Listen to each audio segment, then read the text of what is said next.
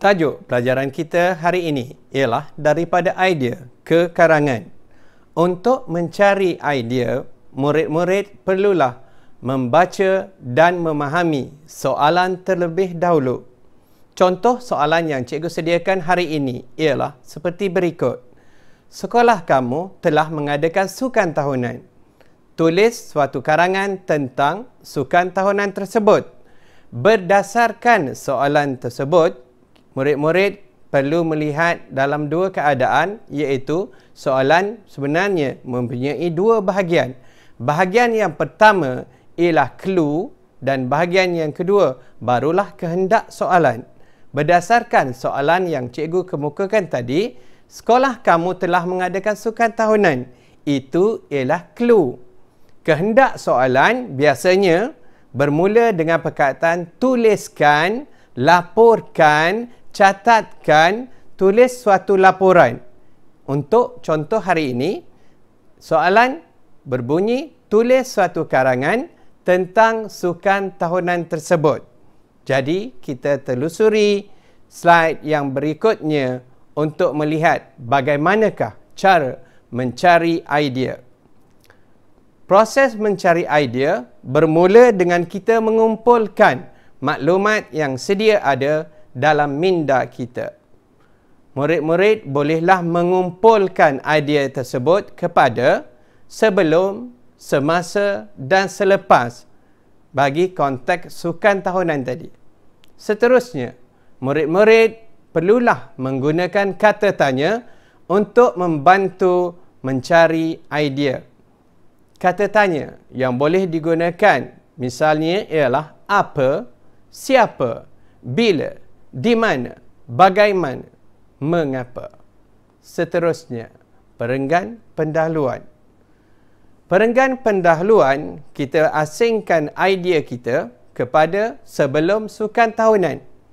Murid-murid bolehlah menggunakan soalan berikut untuk menulis perenggan pendahuluan bagi karangan sukan tahunan tadi. Contoh, apa yang ingin diceritakan?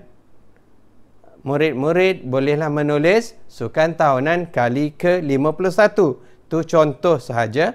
Seterusnya, sukan tahunan, kita kena ingat, sukan tahunan, kata kuncinya ialah tulis karangan.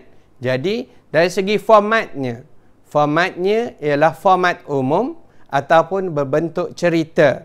Seterusnya, perenggan pendahuluan. Kita tanyakan lagi, bilakah sukan tahunan itu diadakan? Murid-murid perlu menulis hari dan tarikh. Seterusnya, siapakah yang merasmikan sukan tahunan tersebut? Misalnya, guru besar, YDP PIBG, pegawai PPD atau pegawai JPN. Seterusnya, kita pergi kepada idea-idea penting pula. Idea-idea penting, murid-murid bolehlah mengklasifikasikan ideanya kepada semasa sukan tahunan. Contohnya, di mana sukan tahunan itu diadakan? Di Padang SKKB contohnya. Apa yang berlaku pada hari itu? Murid-murid perlu mengingat semula apakah yang berlaku semasa sukan tahunan yang diadakan di sekolah kamu. Biasanya, sukan tahunan tidak ketinggalan dengan perkara berikut. Contohnya, khemah-khemah dihias cantik, perbarisan kontingen yang menyertai, dan seterusnya. Tentu tidak ketinggalan dalam sukan ialah acara membaca ikrar. Biasanya dalam sukan tahunan, kita akan memilih seorang rakan kita yang dalam kalangan kita yang merupakan olahragawan sekolah. Di sini cikgu bagi contoh, iaitu adik Hasani Zakaria. Mula acara olahraga, di sinilah murid-murid perlu mengaitkan dengan pengalaman yang dimiliki dalam sukan tahunan. Biasanya dalam acara sukan, acara yang diadakan, yang dipertandingkan ialah acara jalan kaki, 800 meter, 400 meter, 200 meter dan 100 meter. Bagi memeriahkan lagi, bagi mengembangkan lagi idea, murid-murid bolehlah menyelitkan idea diselang-seli dengan acara penyampaian hadiah, iaitu acara 800 meter tadi, 400 meter tadi. Semasa acara 800 meter, 400 meter, 200 meter dan 100 meter dilangsungkan di bahagian balapan padang, kita adakan acara penyampaian hadiah. Seterusnya, murid-murid perlu menceritakan pengalaman mereka sendiri. Di dalam menulis karangan, kita perlu mengelakkan diri kita daripada menceritakan pengalaman orang lain ataupun menulis karangan tentang mimpi, sebab ini akan menjejaskan murid-murid untuk mendapat keputusan yang cemerlang. Di sini cikgu tunjukkan contoh, saya menyertai acara 200 meter dan 100 meter. Mendapat saingan sengit daripada atlet Rumah Biru dan Rumah Kuning, dan cikgu masukkan satu klimaks. Klimaks di dalam karangan sangat penting. Biarlah karangan kita tu plotnya sentiasa ada, plotnya mendata, menaik dan mesti ada konflik ataupun klimaks. Contohnya, dalam karangan cikgu hari ini, cikgu bagi contoh, 10 meter terakhir dapat menewaskan peserta Rumah Kuning, Merah dan Hijau, menunjukkan persaingan sengit dalam pertandingan olahraga. Akhirnya, tentulah kita mahu kesudahan yang baik. Kesudahan yang baik bagaimana murid-murid? Tentulah kita yang berjaya. Untuk itu, dalam contoh ini, cikgu tunjukkan contoh, aku bersyukur menjadi Johan dan membantu Rumah Biru menjadi juara keseluruhan. Bagi perenggan penutup, murid-murid bolehlah menggunakan frasa ataupun soalan seperti berikut. Apakah perasaan? Apakah harapan? Contoh di sini, cikgu telah tunjukkan, iaitu sukan tahunan ini sungguh meriah. Kemeriahan itu bertambah apabila saya diumumkan sebagai olahragawan sekolah. Saya berasa sungguh teruja.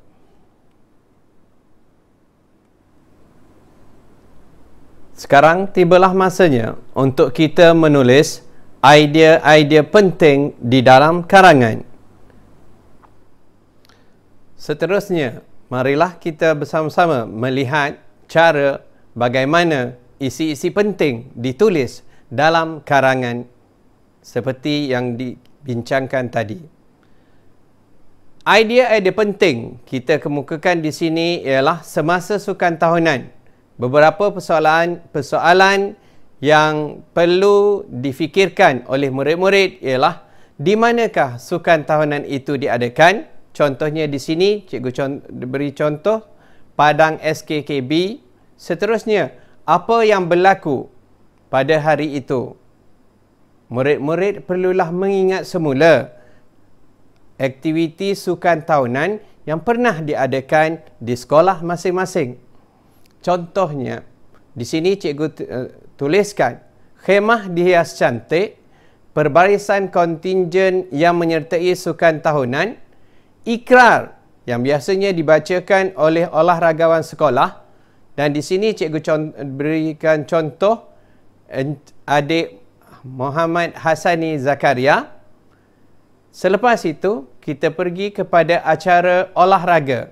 Dalam karangan sukan tahunan, tidak ketinggalan acara olahraga, iaitu biasanya yang diadakan dalam sukan tahunan ialah acara jalan kaki, 800 meter, 400 meter, 200 meter dan 100 meter. Bagi mencantikkan lagi idea di dalam karangan murid-murid, murid-murid bolehlah menulis ayat seperti berikut. Acara penyampaian hadiah diadakan berselang-seli dengan acara olahraga tadi. Seterusnya, bagi mencantikkan lagi karangan murid-murid, cikgu sentiasa mengingatkan agar kita menjaga idea kita supaya tidak lari daripada kehendak sebenar soalan. Di samping itu, murid-murid perlu mengingati pesanan cikgu ini, iaitu di dalam karangan apa sahaja, libatkan diri murid-murid. Jangan libatkan orang lain. Contohnya, kita ceritakan tentang sahabat kita ataupun rakan kita. Sebaik-baiknya, kita menggunakan karangan ini, menulis karangan tentang kita sendiri. Contoh di sini cikgu kemukakan ialah, saya menyertai acara 200 meter dan 100 meter. Saya mendapat saingan sengit daripada atlet Rumah Biru dan Rumah Kuning. Dalam 10 meter yang terakhir, saya dapat menewaskan Rumah Kuning, Merah dan Hijau. Di situlah konflik ataupun klimaks di dalam karangan yang perlu diterapkan dalam karangan murid-murid untuk mendapat markah yang cemerlang. Jika karangan murid-murid mendatar sahaja, maka orang yang membaca karangan adik-adik tidak dapat memberi keputusan yang cemerlang dalam pemberian markah mereka. Seterusnya, kita tentulah memikirkan tentang kesudahan kita menulis karangan. Kesudahan dalam karangan kita, sudah semestinya kita menulis karangan yang kesudahannya yang baik. Kenapa kesudahan yang baik? Sebab kesudahan yang baiklah yang menggembirakan hati pembaca. Seterusnya di sini, seperti yang cikgu tunjukkan contohnya, bersyukur, menjadi Johan dan membantu Rumah Biru menjadi juara keseluruhan. Kesimpulannya ataupun penutup pula. Penutup juga sangat penting dalam karangan.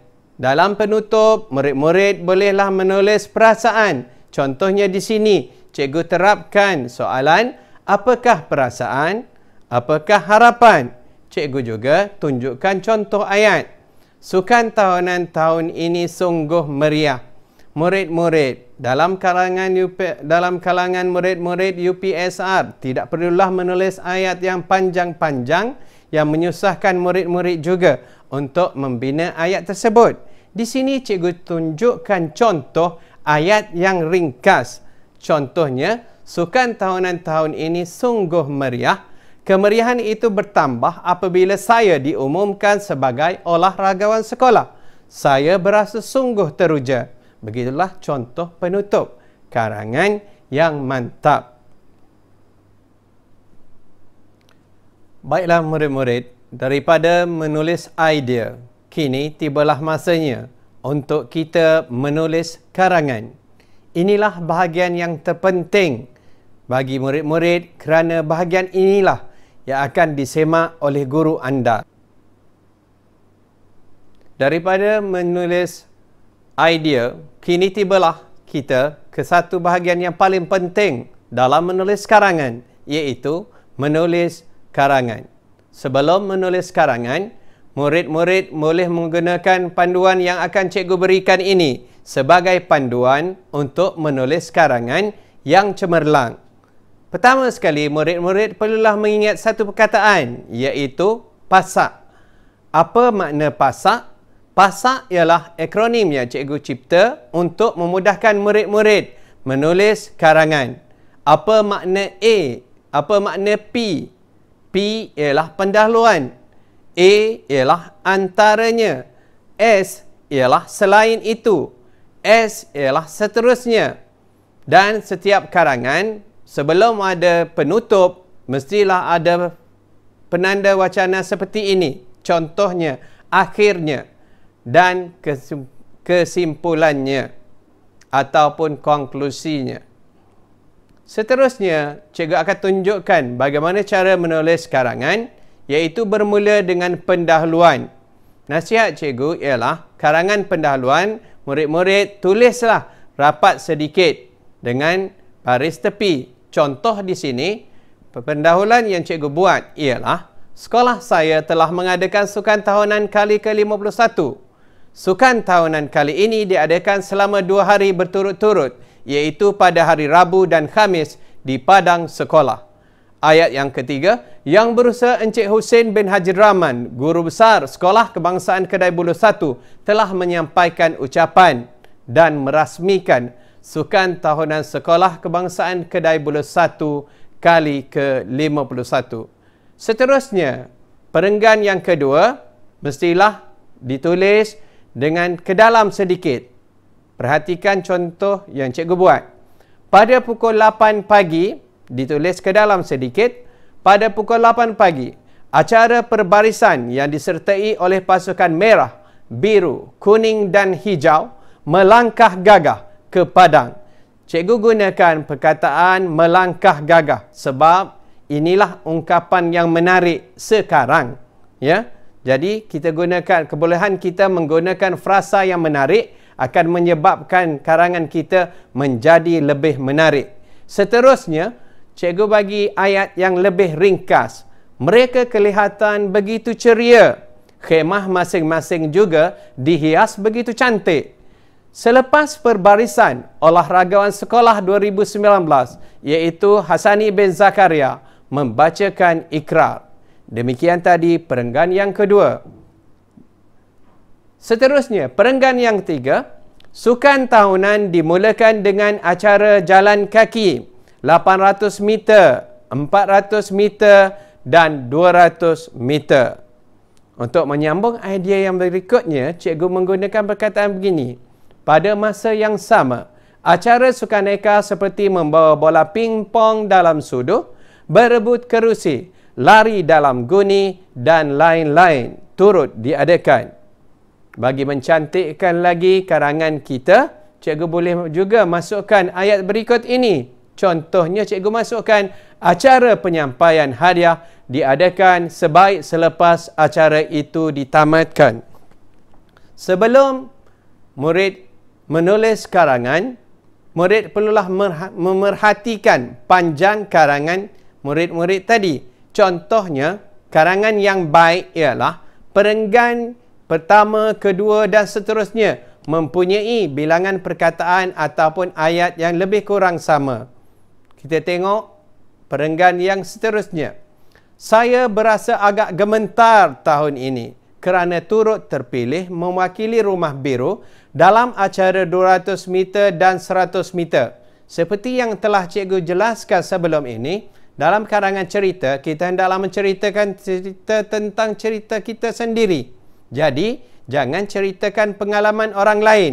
Cikgu juga menggunakan frasa yang menarik. Saya berasa agak gementar tahun ini kerana turut terpilih mewakili Rumah Biru dalam acara 200 meter dan 100 meter. Semasa memanaskan badan, okey, di sini kita perhatikan huraian cikgu daripada idea asalnya, iaitu berasa agak gementar. Saya terdengar sorakan yang gemuruh daripada para penyokong. Hal ini menyebabkan semangat saya menjadi berkobar-kobar untuk bertanding. Seterusnya, sebaik bunyi pistol angin dilepaskan, saya menarik nafas dan memecut laju. Walaupun saya mendapat saingan yang sengit daripada atlet Rumah Merah, Kuning dan Hijau, namun dalam 10 meter yang terakhir, saya dapat menewaskan mereka. Seterusnya, kita pergi kepada perenggan penutup. Untuk makluman murid-murid, murid-murid dalam menulis karangan tidak boleh berhenti mengejut, dan karangan yang tidak memiliki penutup tidak mungkin mendapat aras yang cemerlang. Soalnya, bagaimanakah cara membuat penutup ataupun kesimpulan? Okey, kita perhatikan. Di sini cikgu berikan contoh penutup. Bagaimanakah perasaan? Apakah harapan? Contoh ayatnya, cikgu menggunakan penanda wacana untuk mencantikkan lagi karangan cikgu. Akhirnya, sukan tahunan melabuhkan tirainya. Cikgu menggunakan perkataan melabuhkan tirai. Kenapa? Sebab ungkapan ini menarik. Saya bersyukur kerana berjaya menjadi juara berganda, iaitu dalam acara 100 meter dan 200 meter.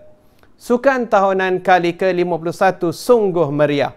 Kemeriahan itu bertambah apabila saya diumumkan sebagai olahragawan sekolah 2020. Begitulah contoh penutup yang menarik. Penutup yang menarik sudah semestinya mempunyai kesudahan yang baik. Apa makna kesudahan yang baik? Kesudahan yang baik ialah kesudahan yang menggembirakan hati penonton ataupun pembaca. Bagi karangan cerita ataupun karangan cerita seperti ini, murid-murid perlulah mengelakkan kesudahan cerita yang tidak baik. Jika murid menulis karangan yang kesudahannya tidak baik, murid-murid bolehlah meletakkan pengajaran di situ. Seterusnya, kita pergi kepada mengedit karangan. Dalam menulis karangan murid-murid, kerap kali murid terlupa ataupun tidak buat ataupun tidak sengaja ataupun tertinggal langkah yang paling penting ini. Kenapa cikgu katakan langkah ini juga paling penting? Sebab untuk memperoleh markah yang cemerlang, markah yang tinggi, iaitu antara 20 hingga 25 markah dalam penulisan, anda perlu menggunakan masa 5 minit atau lebih sedikit untuk menyemak dan mengedit karangan anda. Semaklah karangan anda ayat demi ayat agar tiada sebarang isi yang tertinggal, perkataan yang betul, ejaan dan tanda baca juga betul. Perhatikanlah ejaan yang biasanya perkataan yang dieja 2G, menggunakan 2G contohnya, menggunakan. Jadi murid-murid perlu semak menggunakan itu, murid-murid tulis menggunakan 2G ataupun 1G. Perkataan yang betul, ejaan dan tanda baca juga betul. Dan kena ingat. Kenapa cikgu kata kena ingat? Sebab langkah ini penting. Jangan hantar karangan anda sebelum disemak. Seterusnya murid-murid, di sini juga cikgu ingin berkongsi tentang cara-cara menulis karangan lain. Baiklah para pelajar, tadi kita telah melihat bagaimana cara menulis karangan cerita. Di sini, dalam kesempatan ini, cikgu juga ingin berkongsi tentang karangan cerita. Mari kita lihat bagaimanakah cara menulis karangan cerita. Untuk menjawab soalan karangan cerita, murid-murid bolehlah menggunakan plot seperti yang cikgu tunjukkan di sini. Contohnya, setiap karangan cerita perlu bermula dengan permulaan cerita. Itulah yang dikenali sebagai pendahuluan. Seterusnya, karangan cerita juga mesti mempunyai perkembangan awal.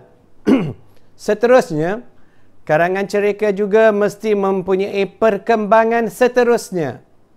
Dan dalam karangan cerita yang paling penting sekali ialah konflik ataupun kemuncak. Dalam karangan murid-murid UPSR, isu atau peristiwa yang sentiasa keluar ataupun berlegar dalam kalangan murid-murid ialah isu seperti kejadian ragut, kemalangan, kebakaran, lemas dan lain-lain lagi. Seterusnya, kita mestilah mempunyai penyelesaian bagi konflik tadi. Dan kesudahan cerita. Seperti karangan cerita juga, karangan cerita mestilah mempunyai kesudahan cerita yang baik. Dan seperti karangan cerita juga, jika murid-murid memberikan kesudahan cerita yang tidak baik, maka murid-murid perlu memasukkan pengajaran. Baiklah pelajar sekalian, kita telah pelajari cara-cara menulis karangan cerita dan juga cara menulis karangan cerita. Pada kesempatan ini, cikgu juga ingin berkongsi pengalaman tentang cara-cara menjawab karangan situasi atau tindakan. Bagi menjawab karangan situasi atau tindakan, murid-murid bolehlah menggunakan panduan yang cikgu berikan ini sebagai panduan. Ingat perkataan berikut. Apa perkataan itu? iaitu pergi sungai, terlupa bawa tuala, tapi bawa lampin. Kata kunci bagi ayat ini iaitu P. Pergi, kita gunakan sebagai pergi ke arah jeritan. Seterusnya, sungai. S. Sungai itu kita gunakan untuk idea kita, siasat apa yang berlaku. Seterusnya, terlupa. T. Tenangkan mangsa.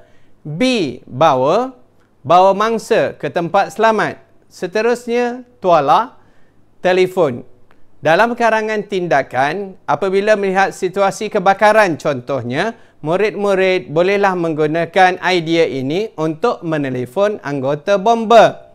Seterusnya, polis ataupun ambulans. Seterusnya, murid-murid boleh menggunakan idea tetapi. Apa makna tetapi? Tolong pihak di atas. Seterusnya, membawa ataupun memberitahu ibu bapa atau penjaga.